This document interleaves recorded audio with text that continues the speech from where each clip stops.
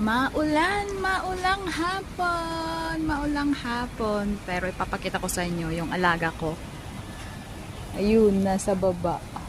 Nagsuswimming. Ayun. Ongoing ang swimming niya, 'di ba? Swimming, swimming. Sa baba lang kasi namin ay may swimming pool and open siya. So, ayan, swimming, swimming siya. Yan, nag-umpisa siya 3 p.m.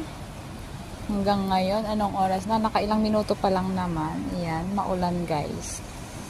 Medyo, ano naman. O, tapos yan may ginagawa. O, ewan ko anong tawag dyan. Yan, ang surroundings namin. Yun. Nakalimutan ko anong pangalan ng park na yon.